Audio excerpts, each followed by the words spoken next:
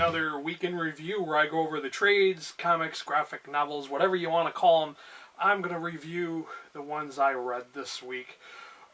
This week, I'm going to talk a little bit about kind of newsy stuff, and I know by the time I upload this, it's going to be like a whole week past the time.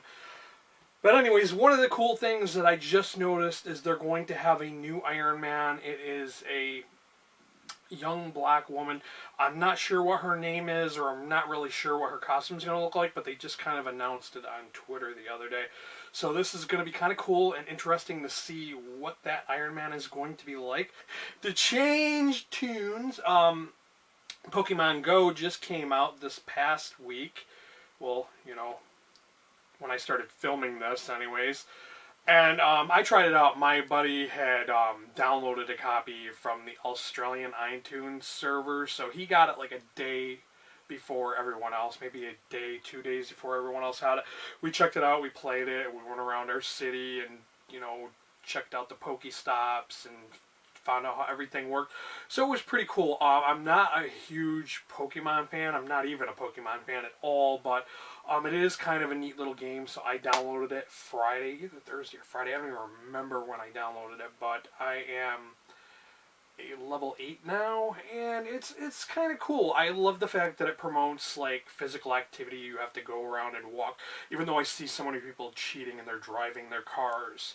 But those motherfuckers are not going to be able to hatch their eggs, because you have to hatch your eggs through walking, and it's kilometers.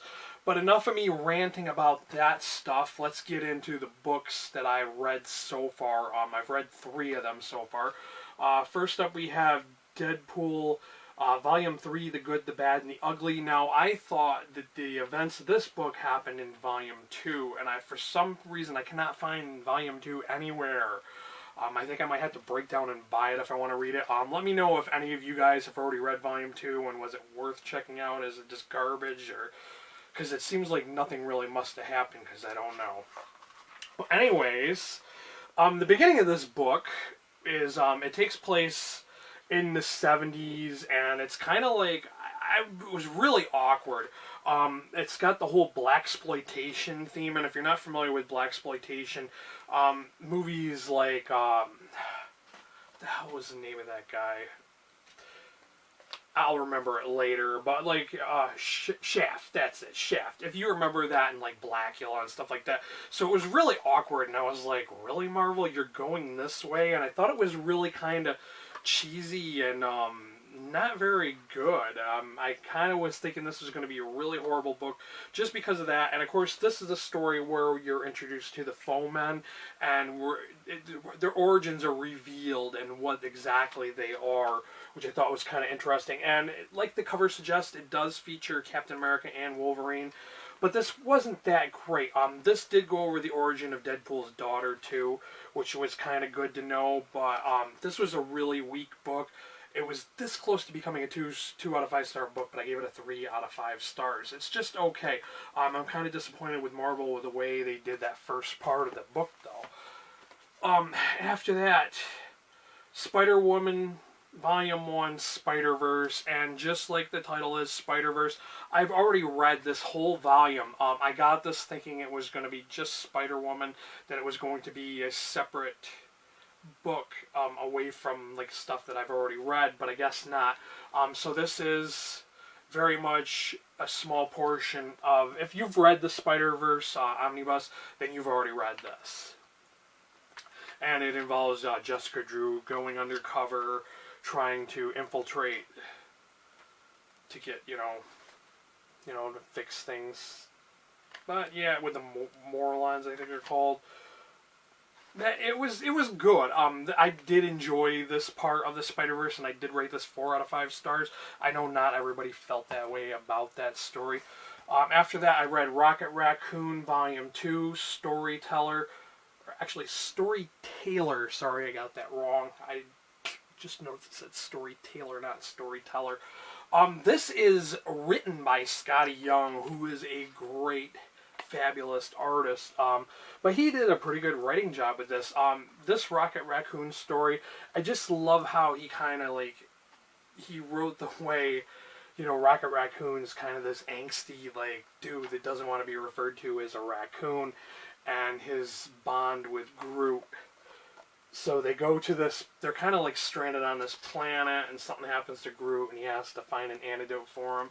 And then there was another story where they kind of find the book that reveals Rocket's, you know, origin. And I thought the best part of this book was when they kind of mocked the origin story for Rocket Raccoon, because if you have not read it yet, it was really, really lame, and it's so bad. But this book was really entertaining. Like I said, it was really funny, and it was full of action and adventure, and I did rate this one 4 out of 5 stars too. Up next we have Star Volume 1. Everybody's been talking about this book, and I gotta admit, everybody thinks this is such a great book for some reason. Everybody said Volume 1 was so good, and then Volume 2, I guess, really sucked. I had no idea what this was about. I just knew that it was an Image comic. And it's about this guy named Gavin Cruikshank, who was like a Gordon Ramsay type guy, who reality cooking star, who started his own cooking show called Starve. And one of the things I found really irritating about this book is they never like divulge why it was called Starve. Why is it fucking called Starve?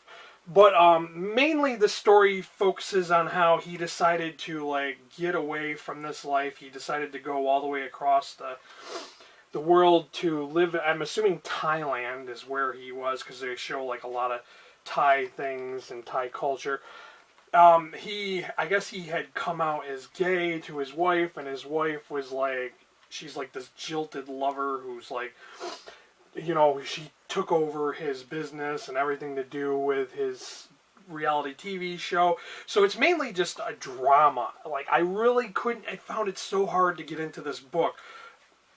I mean, the coolest part was the actual kitchen battle, and saying kitchen battle is literally what it was.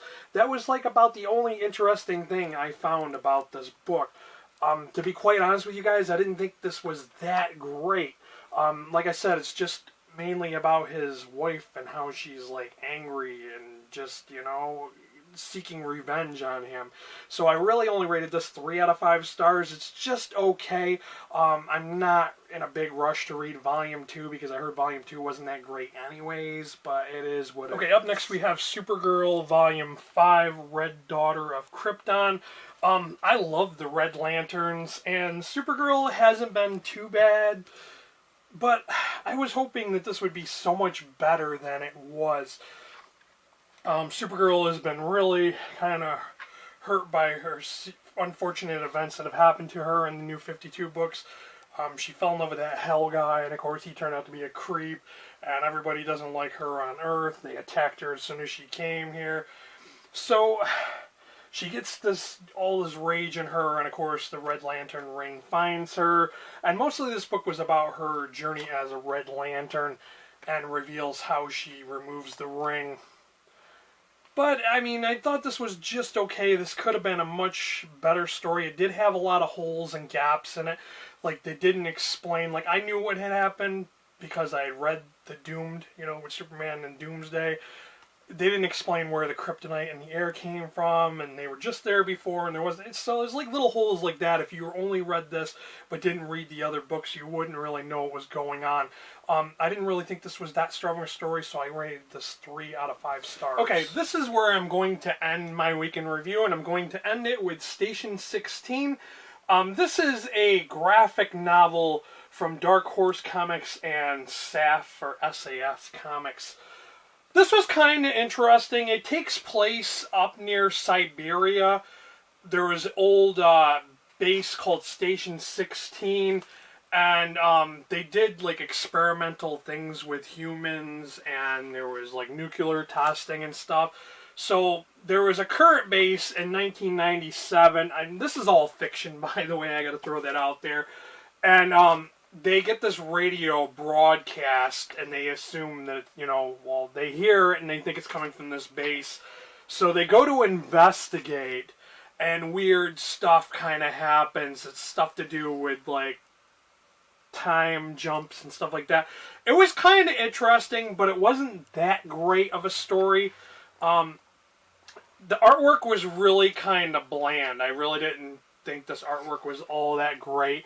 And I felt like the story could have been a little more developed, like a little more about the background and what made it so creepy and so kind of spooky. Would have been better to just illustrate that point.